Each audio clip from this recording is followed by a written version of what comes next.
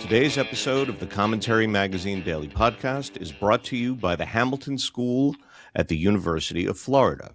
At a time when higher education has lost its way, the Hamilton School at the University of Florida is setting a new standard, offering an elite education that's anything but elitist.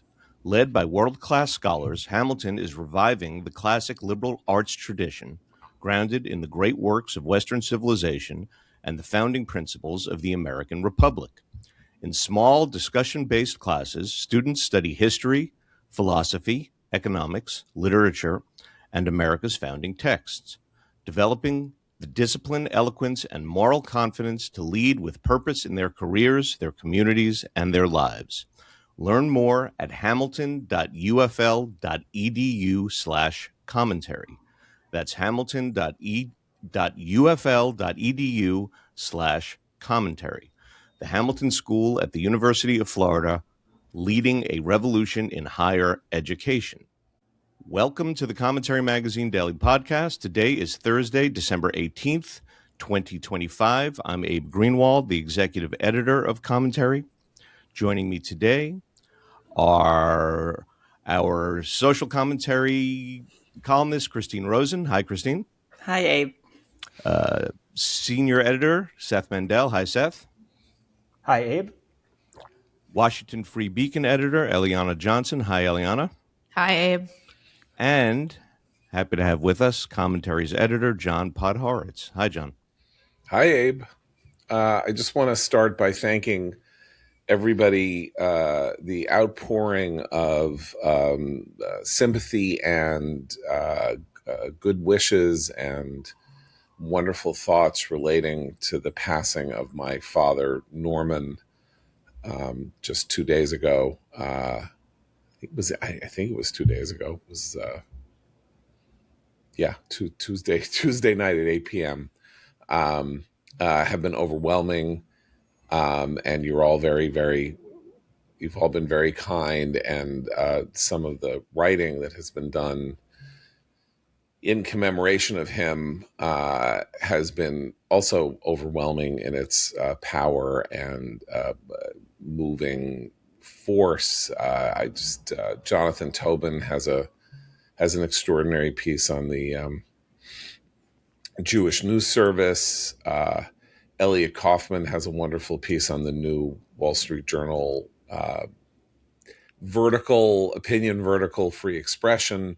Yuval Levin in National Review, our old colleague Noah Rothman in National Review, Catherine Lopez in National Review, a wonderful editorial in National Review, and even the obituaries in the New York Times and the Washington Post were stunningly respectful, thorough, made very few errors of fact, and were very fair to somebody who was indeed extraordinarily controversial through much of his professional life. So as my sister Ruthie and my sister Naomi both said, it's really a terrible shame that he isn't around to be reading all of this stuff, because he loved nothing more than praise. And one of the remarkable qualities that he possessed was that a person as hungry for affirmation and praise and respect and sort of like celebration was at the same time so willing to risk and threaten and expose himself to attack and to ostracism for holding opinions that the people whom he wanted to praise him most of all would subject him to, for having heterodox opinions that he could not in all good conscience suppress. Many more careerist people, more conscious of the slings and arrows of reputation, would have been far more circumspect, far more cautious, or would have simply stuffed down their objections to the common consensus and the collective opinion of their peers, and he was just constitutionally unable to do that, and it was very costly to him emotionally, personally. He wrote a whole book about how he lost many, if not most, of his friends in his 30s for holding these views, but never regretted the fidelity that he showed to the ideas that he thought were important, that he believed and were being trampled upon or violated or poisoned by the very people who were supposed to be upholding the best in intellectual tradition and upholding the virtues of the Western canon and upholding the virtues of the American experiment, because they had all benefited, as had he, so much in so many ways from the gift of being an American. And there he sat in the 1960s and watched the intellectual class of the United States siding with the enemies of America, siding with the enemies of the Jewish people, siding with communist regimes and totalitarian thinkers and despots and monsters, as though they were not themselves the beneficiaries of the very system that was coming under attack and assault. And it was an extraordinarily brave way to live. And I can tell you, growing up with him, and my sisters can tell you, growing up with him, that it was brave because it was so painful. And, like bravery, you don't get to be called brave if there isn't if your bravery doesn't put you at risk or in danger. Like that's what bravery is doing the thing that your instinct might tell you you shouldn't, or you couldn't, or you can't, because everything in you says protect yourself, cushion yourself, don't risk everything, and you do it anyway. And so he was not just to me, but this is what I'm learning from what people are writing me and from these pieces, he was such an exemplar of what it meant to be a person living an honest intellectual life, because he put his fidelity to the things that he believed most above his personal comfort and his personal ambitions and his personal wants, I would say. Yeah, so, thank you. No, it's also just incredible, John, in hearing you talk about his life and the fights that he had. How much he sort of his story embodies kind of the ongoing battles. It's all so relevant today when you talk about people who are befriending despots and enemies of the Jewish people and of the U.S.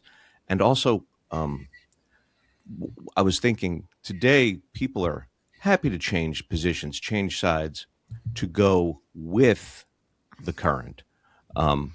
Exactly the opposite of what you're describing your father did. But that is the nature. That is human nature. You look at it, and you look at people who whose opinions twist in the wind, and you think of like Polonius's speech in Hamlet, which is curdled wisdom. It is, don't do anything. Be mindful of everything that you say and do, lest it interfere with your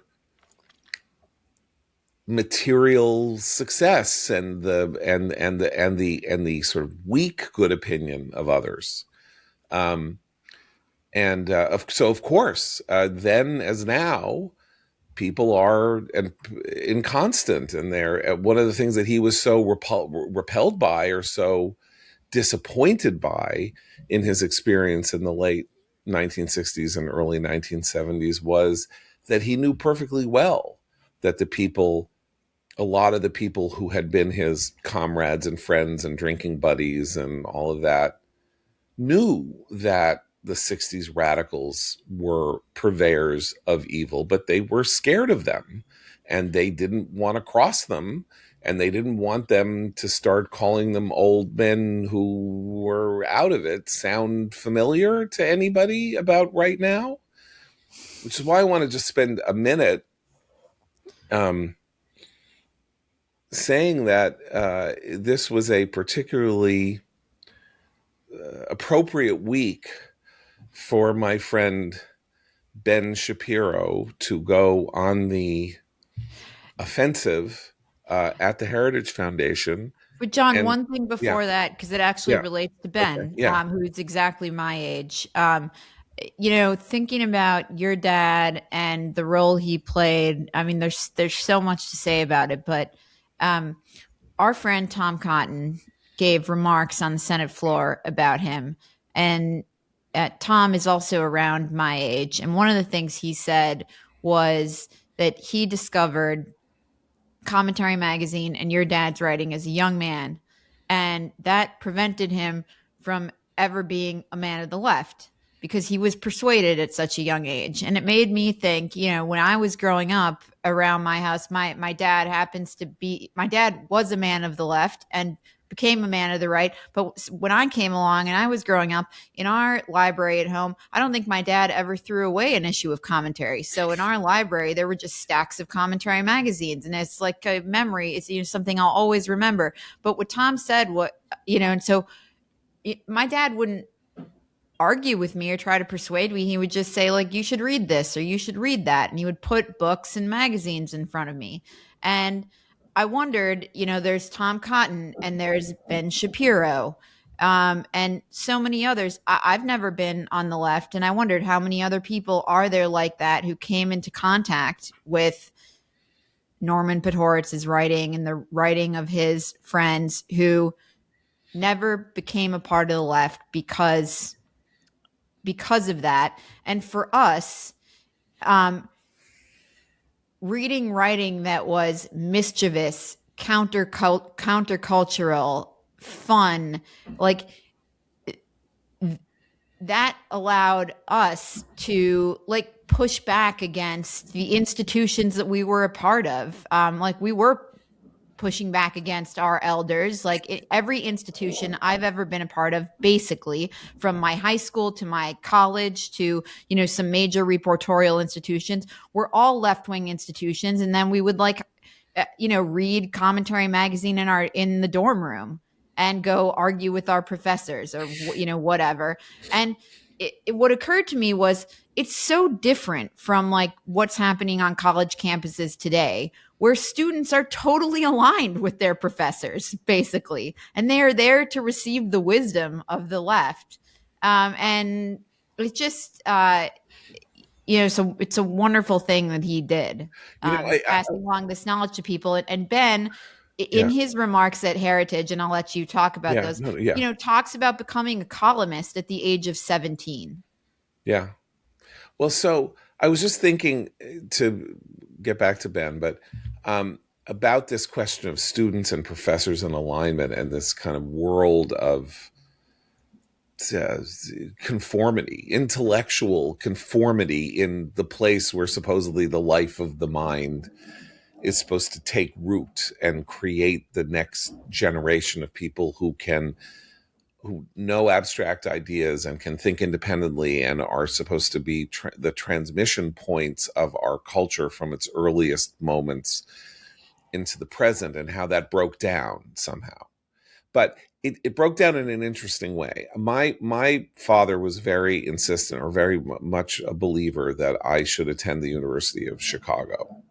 He himself having attended Columbia College in 1946 as a poor kid on scholarship.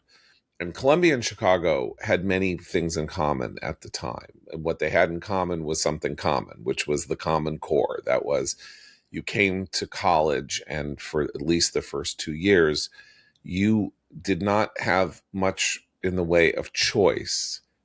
You were going to be presented with the Western canon and educated in it as a foundation. Then you pick a major and you go on, but you, by that point, were supposed to have read the Greeks, the Romans, the great works of English literature, great works of French and European literature, great works of Russian literature, and philosophy, right? The sort of the philosophical tradition from Plato through Kant, through Machiavelli, through Rousseau, and even to, bad thinkers like Marx and others, but that this was what it meant to be an educated person. And this was not in your hands as a student at a school like Columbia, or a school like in the 40s, or a school like Chicago, and until the sort of late 80s, early 90s. It was,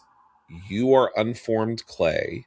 We are going to spend some time forming you in the image of the West, and then you are to go on and learn. And he thought that was, and my mother as well thought that was what was necessary to serve as a prophylactic against the creeping bad ideas that the elite in America had started to champion without let up in the late 60s and early 70s. I bring that up to say that he was a believer, as you would say, that you can't write free verse until you learn the rules of poetry. You can write free verse, but you can't write good free verse if you can't write a sonnet first. And that this was a very, very notable, powerful, potent idea, also because it meant you needed to be exposed sometimes to ideas that were bad, that were in fact pernicious, and that it had bad consequences. Like, I think he would say, the tradition that Rousseau began, the sort of philosophical romantic tradition of Rousseau that Marx then became the fullest flowering of in many ways. You needed to know it, learn it, understand it, to reject it. Because if you rejected bad ideas without actually having had some exposure to them, then you yourself could be exposed as being thin and foolish, and you didn't know what you were talking about, and all of that. And so that idea of and so kids weren't aligned or not aligned with their professors. The theory of the Common Core was, you don't know anything. You're 17 years old or 18 years old. You're coming to us so that we can teach you something. Sit back and listen and read and learn. And then when you have the capacity, when you have the knowledge base, then the arguments can start. And so education in that sense was the exposure to ideas, at which point those ideas could undergo real world tests based on what was going on around you at the time. How did you feel about America in 1949 when you learned that the Soviet Union had the atomic bomb?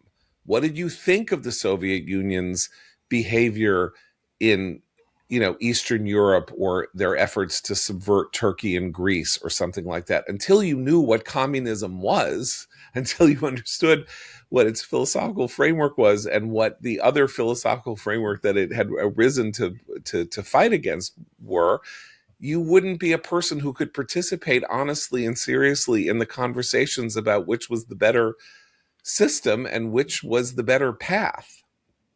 And John, the thing is, the kids who today don't get any of that, they never catch up. that's it. Then they're set free into the world, and they never can grasp the traditions. To have the actual debates.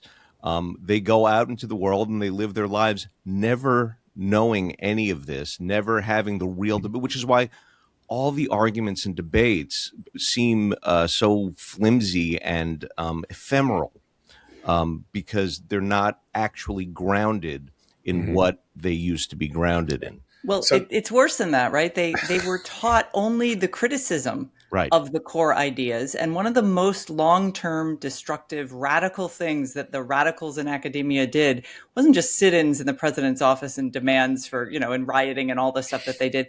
It was the demolition of any sort of core curriculum. Those programs that you just described, John, which weren't just at elite universities, but were at state universities. The California system had them. Other state university systems had them. They were just the norm. And the lack of confidence in that sort of civilizational educational tool by the administrators who just took it for granted was immediately threatened by the radicals. And the radicals knew if we eliminate these programs, it will be almost impossible to ever bring them back in that form again.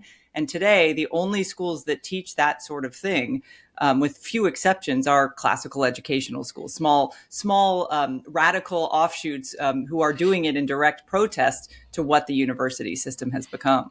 I would add to that two other things. The first is when you mix into that the gospel of self-esteem, you get supremely confident morons who have only been taught how wonderful they are when they actually don't know anything. And the things they've been taught are completely moronic and stupid.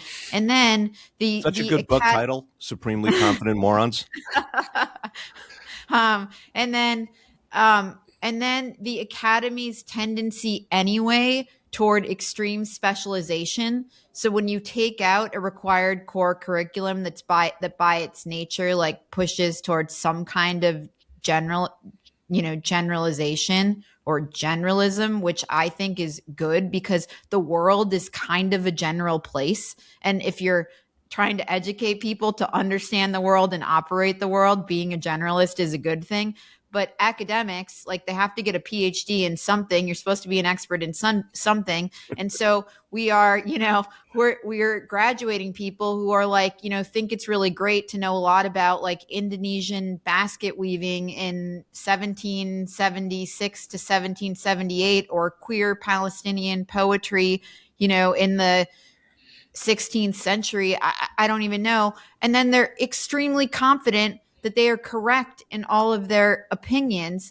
And that is dangerous. And I was educated by people who, the contemporaries of Norman Podhoretz, who constantly pushed back on this idea that specialization is good and said, no, being a generalist is good. Trying to understand the world is good. And beyond that, you can't even just be an economist because economics doesn't exist off by itself. It mixes with politics and business. And you know what CEOs have to do? They have to understand how all these things intersect together. So if you want to be a smart person, who's successful in the world, try to understand how every subject on earth collides. That also affects how you think in the future too, beyond college, right? I mean, you get set in your ways So Norman Podhoretz he tells a kind of funny story about the Vietnam War. In the early days, he talks about how there was no real attention on it when trouble was brewing, right? The storm clouds were gathering in Vietnam and there wasn't that much interest. And he ran what, he said was one of the first articles in a mainstream magazine about it. And it was very generalized. It was here's what's happening over there.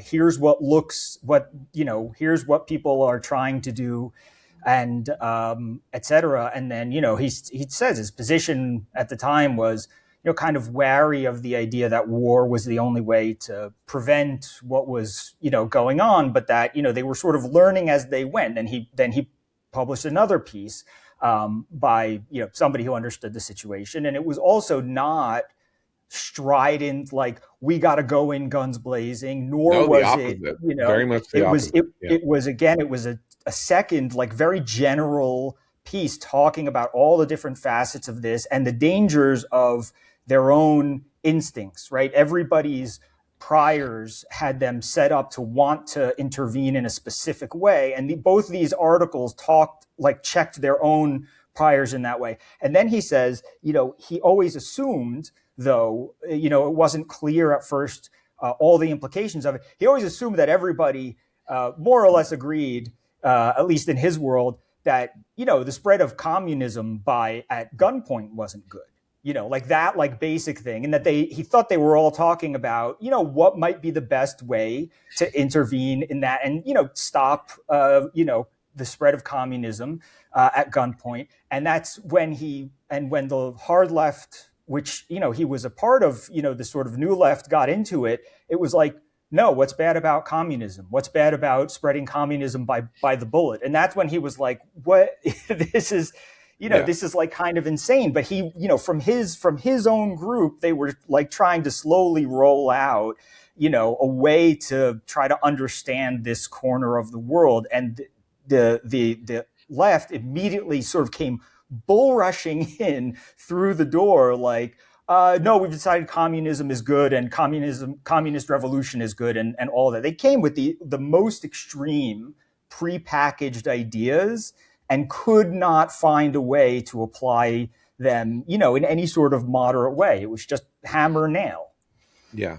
And by the way, the one thing, and I wanted to ask you, Seth, to reflect on this that I haven't been talking about, but obviously he was one of the foremost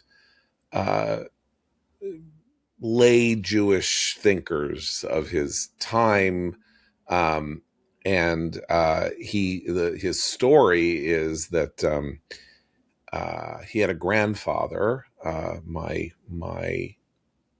grandmother's father, Mishitzik, who became a chassid when he moved to the United States and grew a long beard. And he was a very, very cruel man. He was vicious to his children. He was physically violent to my grandmother, who was his favorite of his children, and a very sour, unpleasant, unhappy person. And his own father was something of an atheist, came to the United States, took off his yarmulke, did not go to shul, was a working man, very sardonic about all this. But my grandfather, his father, had a heart attack, which I think probably wasn't really a heart attack. It was probably a nervous breakdown that was called a heart attack. But he had a heart attack in 1940 something or other, as when my father was in high school or something like that. And on what appeared to be his deathbed, out of nowhere, made my father promise that he would continue his studies in Jewish matters and history and faith and in Hebrew. And my father made him this promise, and then he recovered. And so my father was cornered. And so as he was a student at Columbia in the beginning of 1946, 6 blocks north of Columbia is the Jewish Theological Seminary, which is the center of which essentially created conservative Jewry and remains the sort of formal institution of conservative Jewry. If there is a Vatican of conservative Jewry, it is the Jewish Theological Seminary. And so he began studying there as a young man while he was in college and studying texts. And he ended up not only learned in the precepts of Western culture from the Common Core and from Columbia as a student of English literature, but he was among the most literate non-religious people in America when it came to Jewish matters, which of course was immensely helpful to him when he became editor of Commentary and published, among other things, some very significant theological work in the pages of Commentary, primarily an essay by the theologian Emil Fackenheim on Jewish life and Jewish thought after the Holocaust.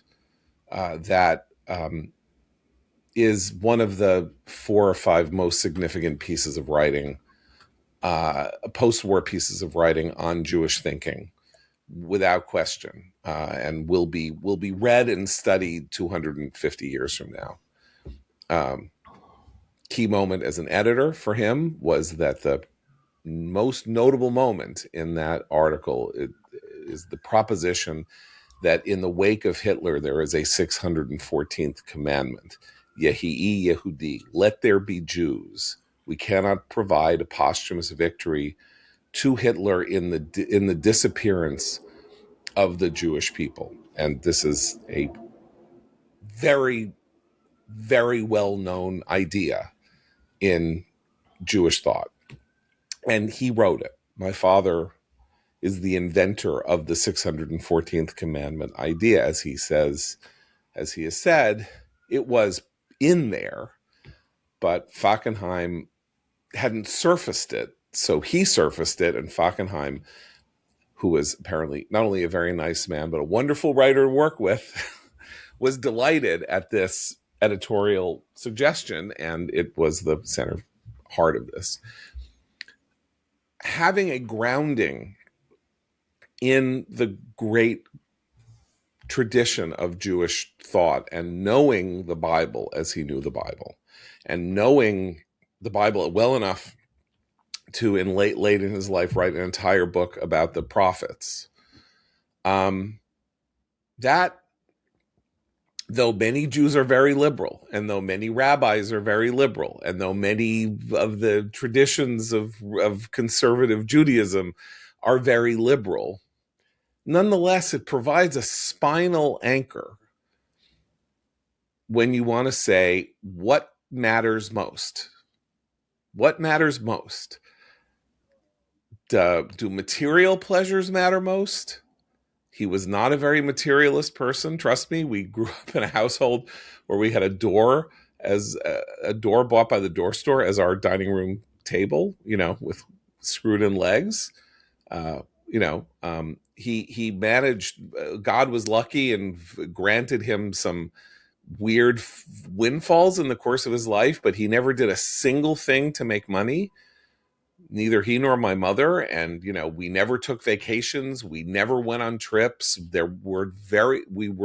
did not live a luxury life in any way. When he got older, he was much more comfortable once he had no longer had kids in college or to educate in private school or something like that. But he never did a thing to sort of advance his own material comforts. And I think that because of what mattered to him were the ideas, and that he and his values were that I'm not really crazy about, but his values were the values of, you are to lead a meaningful life and a life of meaning. And though he was not he did not lead a religious life in the sense that, he didn't live according to the Jewish calendar, and he stopped keeping kosher, and he didn't, he went to shul only on the high holy days and things like that.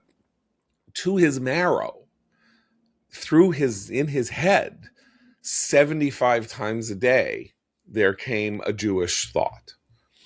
And and as he got older and older, and in his 80s and in his 90s, he was consumed with ideas about Judaism and Jewry. He sat in the last years of his life watching YouTubes of sermons, speeches, classes, listening to Jewish liturgical music, listening to, singing, totally fluent in Hebrew, remain fluent in Yiddish, all of this. And so This was these were these two, it's like the classic Leo Strauss line, which is, are you from Athens or are you from Jerusalem?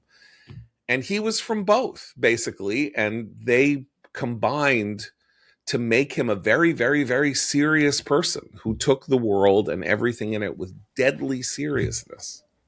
Yeah, and I think why he was so able to do that was because he was very good at separating the two. He didn't believe that Athens and Jerusalem were the same place, and he didn't believe that Jerusalem was a divided city, like East and West Berlin or something. He really kept them on different planes, right? And he talked a lot about Jews and the Jewish place in America.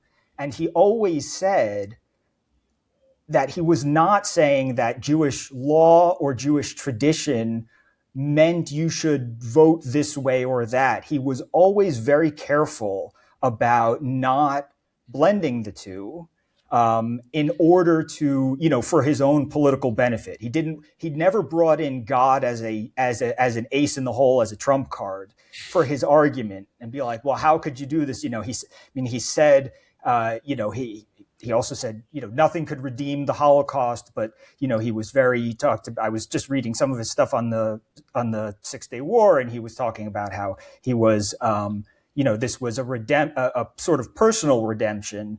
But, he didn't believe that God made political things happen in order to express, this sort of feeling of Jewish destiny. And that's, Seth, I think, what's important about what you're saying is it connects to what you said about, hey, wait a minute, what are you talking about that Che and Ho Chi Minh and Fidel Castro and the Weathermen are all people worthy of celebration? Have you all gone nuts? Like, that's not what the ideas that we were told us. And similarly, it is not that one is to support Israel. I would say this, for example, because God commanded it. It was, what are you, crazy? There's Israel. Of course we should support it. Here are the 17 reasons why. It's a democracy. It's like America, and it springs from the same cultural civilizational fundament as the United States. It is a natural ally. And of course I support it because I'm a Jew and I think there should be a Jewish state, though, as I've often joked, for a Zionist, he sure didn't like going there. He hated there. He didn't like it. And he didn't enjoy it, and it wasn't anything, and then to have, and then his punishment was that his beloved daughter ended up making Aliyah and having four children, and he now has 4 great grandchildren who live there, and so his dislike meant that whatever, either as a form of rebellion or as a form of actual fulfillment of what he believed, but what he didn't actually feel.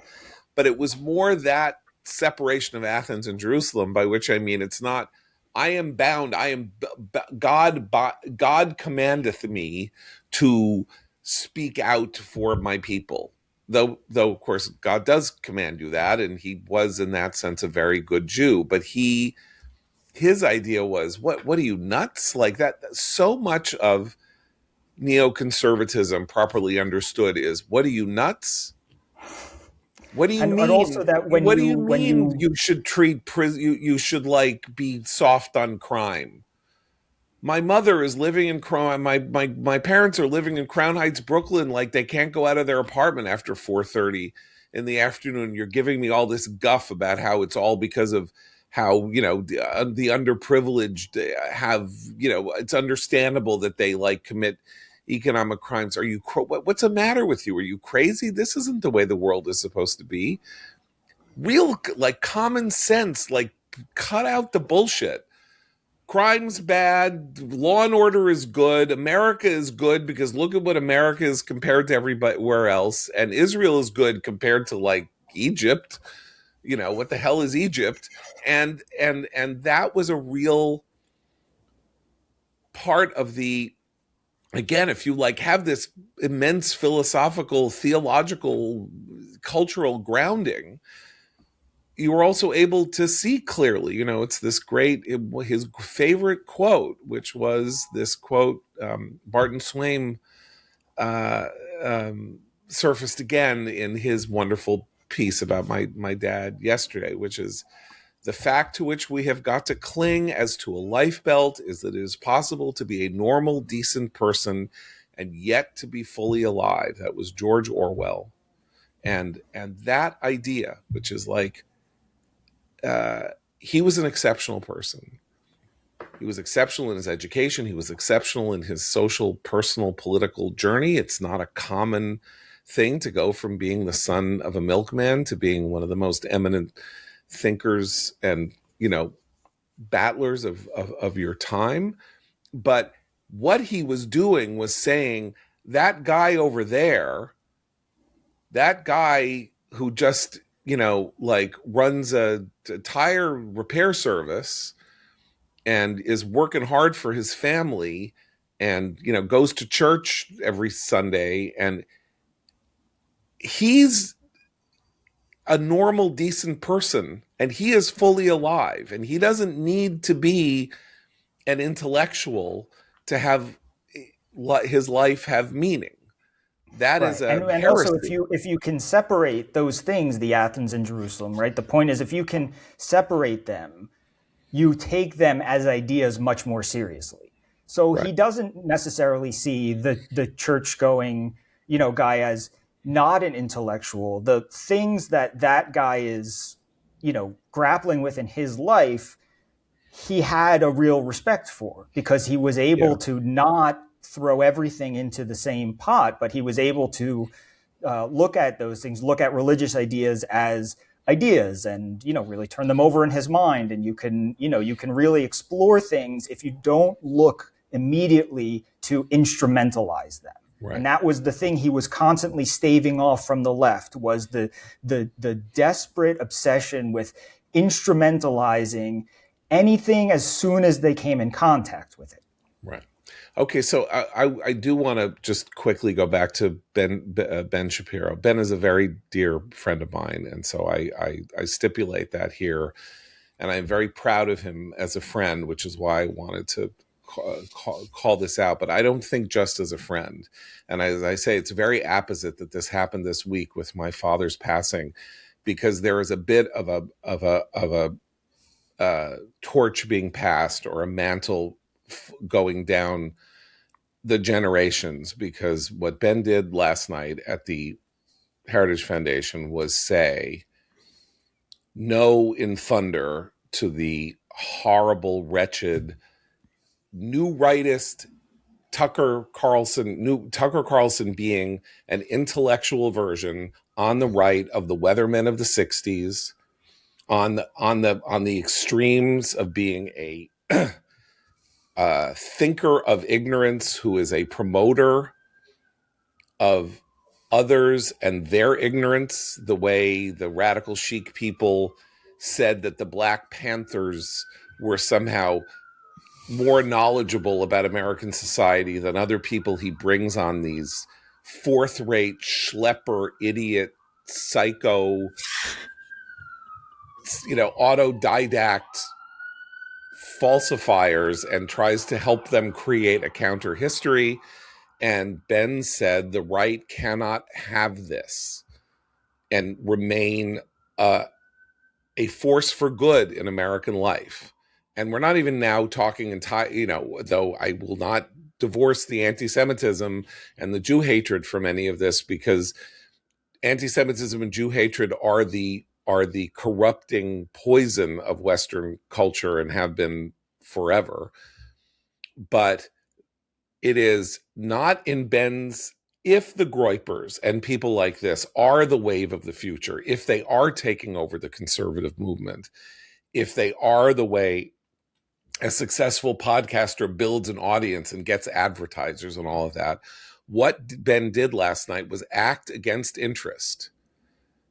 He went at his audience and said, you are being taken down a road to evil, and you, the Heritage Foundation, institution of glory that, as Eliana mentioned, was the first place to help promote the ideas that he was writing about as a 17-year-old.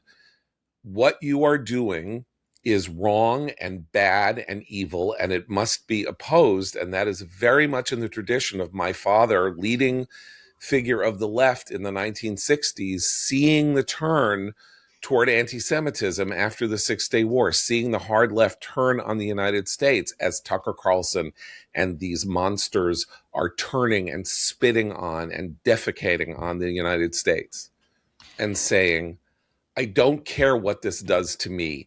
This must end. That was an act of bravery. We need to celebrate the act. It was an act of bravery because he is a businessman who is running a for-profit business that might be very much injured by what he did here. And therefore it is to be celebrated. And he has acted in a way that was exemplified by my father. And there is so little of it going on now. So little of it. Megyn Kelly whoring after these people, all of that, Nick, all of this stuff. And he tried for a long time, Ben, to figure out if there was a way to make common cause with people to his right who could gain audience, who could help promote the ideas that were potent and powerful and would be helpful to America. That was why he brought Candace Owens onto his staff years ago and all of that. And it turns out that the answer is no. There is no common cause. There is no way to sit on the same stage at Turning Point USA with Fuentes and Candace and Tucker and say we're all part of one big tent. We are not in that tent. They are poisoning the tent. They are poisoning the ground, and calling that out, very important. Yeah, I just want to say I think it's going to be a long fight, is what I'm starting to sort of come around to get these people out. But I will say there's something like a crack up going on among them, which is a healthy indication, I think.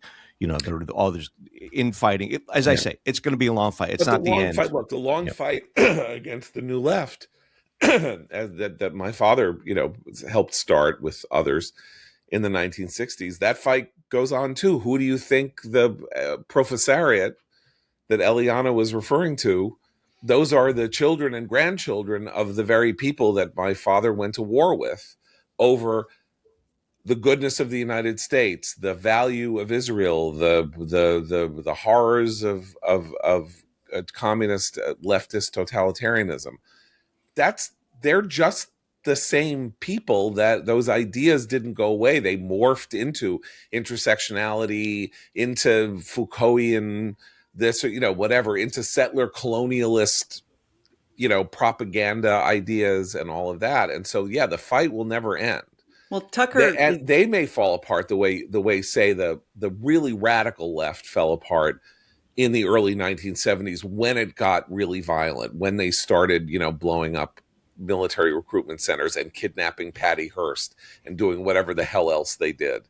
And then finally mass suicide at the People's Temple in 1979. That really did bring that world of leftist madness to a close. The Groypers and people like that have not gone, full, have not actually, weaponized or gone actualizational the way the New Left did then, but they may yet. And so the fight, we're still in that fight with the left and the right. We may be in that fight with the right in the same way for the next 40 years.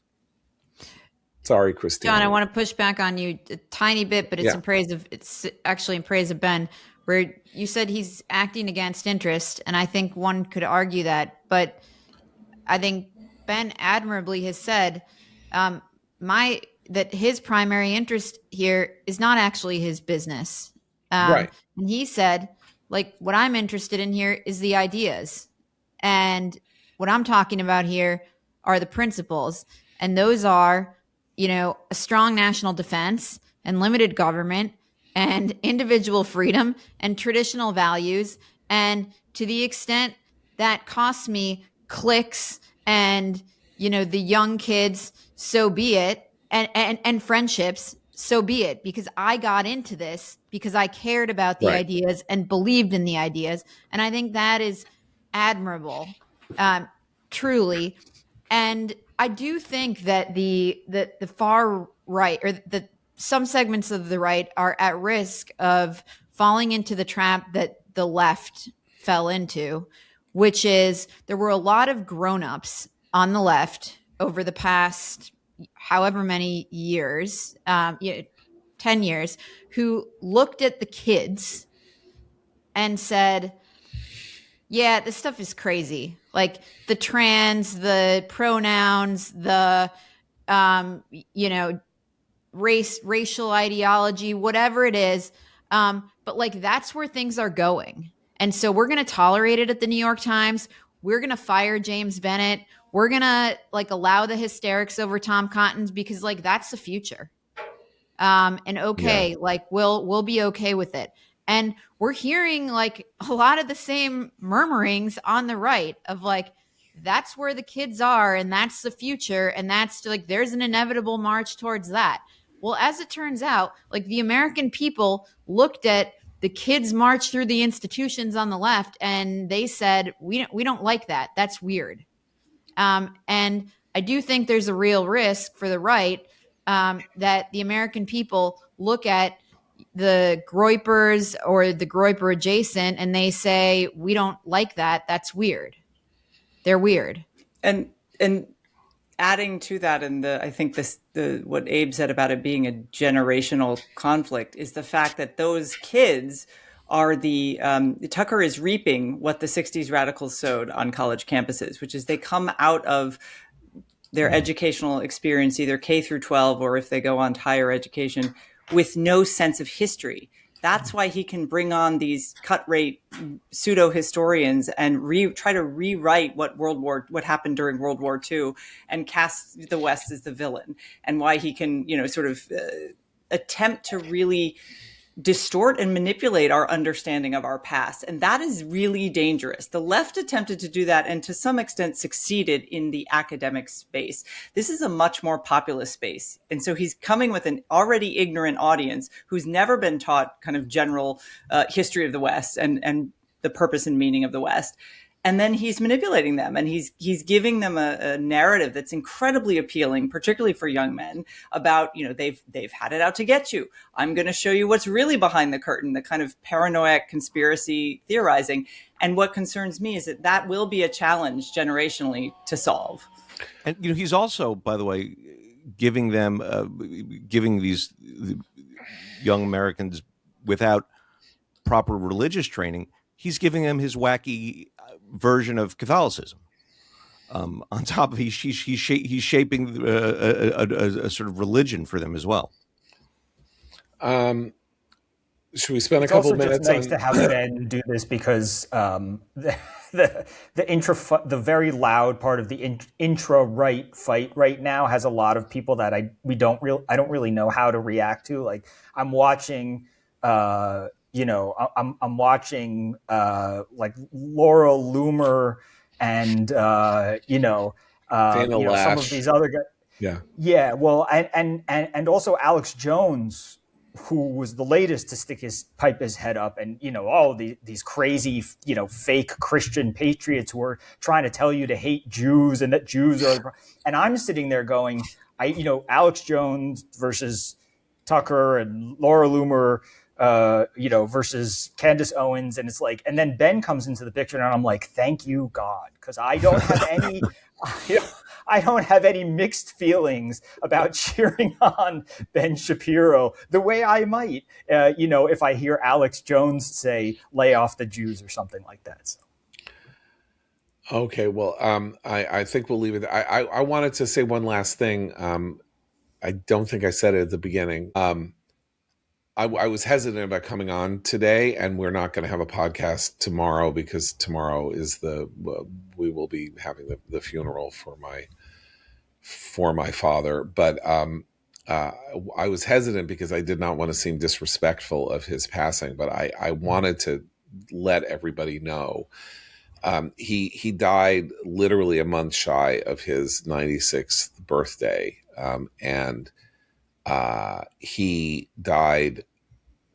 I am at peace, as are my sisters, my kids and their cousins, his grandchildren, are taking it a little harder in some ways, which is a lovely tribute to him as a grandfather. He did have 13 grandchildren and 16 great grandchildren that he leaves to carry on his legacy. But he died peacefully, in no pain. He was never sick. He did not have underlying diseases. He was in a wheelchair because he no longer had physical strength. And, like all people, his hearing was lousy, and, he dreamed very vividly and sometimes got his dreams confused with the actual reality of things, but was paying attention to the news and watching things. And as I said, my piece was delving into Daniel Mendelssohn's translation of the Odyssey, and then asked my sister to get him Alexander Pope's Deathless translation of the Odyssey to see in what ways they might have differed. He didn't really get to pursue that very much because he got pneumonia last Friday, and got the pneumonia cleared up, but it was really the last moment. But he was never in pain. He went in peacefully and exactly as he would have wished to have left this mortal coil, and lived a glorious life, beloved by many, by so many, even as he was hated by others whose contempt are as evanescent and meaningless as a passing cloud now. And so I come to you talking to you this way. I'm not devastated. I'm not, I'm not bereft.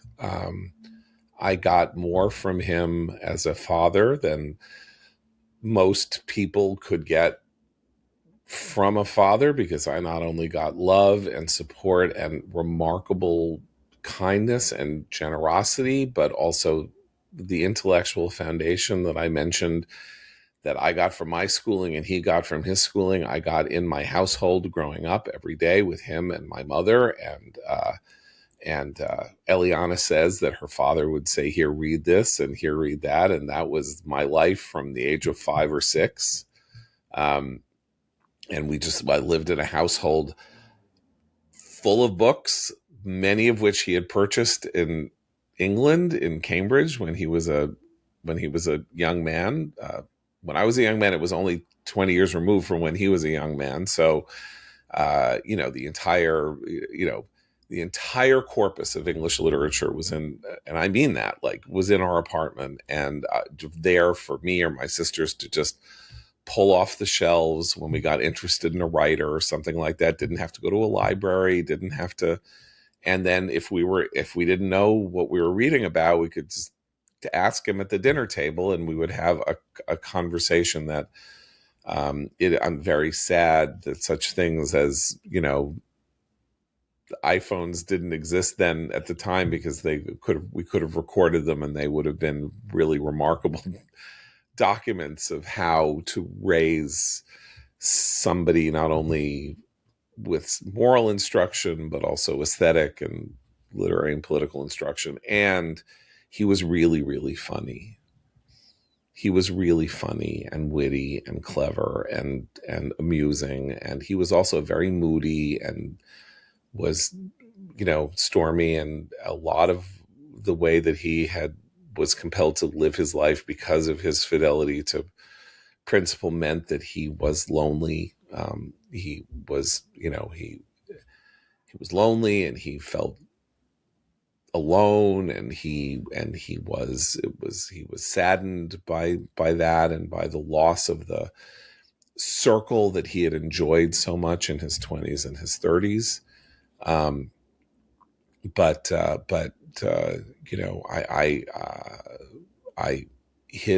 the level of his appreciation of the work that my sisters, all four of us, became writers and editors. My sister Rachel, who wrote stories and book reviews for Commentary, and my sister Naomi, who was an editorial writer for many years. My sister Ruthie, who is even now a columnist with the Jewish News Syndicate and was an editor of the Jerusalem Post for 25 years. And then me, and the level of his appreciation for our work. A lot of writers are jealous of their children, or like sort of, little like, Atlas, like eat their children, because they don't want the competition, or they like the idea of somebody following them, but not too close. And his pride in the work that I did at Commentary and all of that were soul enhancing and a real example of what it means to be a genuinely spiritually generous person. So his passing, I'll miss him, but I am so happy that he moved on the way that he did not suffer, and that he died knowing that he was loved by the people who deserved to know him and deserved to love him. So that's why I thought it was meet and proper for me to come on and talk about him today, even though the official mourning period for him has not begun, because the way you do this in Judaism is it begins with the interment, and then comes the period of Shiva, the period of mourning, which will begin for me tomorrow afternoon. And so, we will not have a podcast tomorrow, and we're working out how we're going to handle the next couple of weeks around the holidays. But thank you.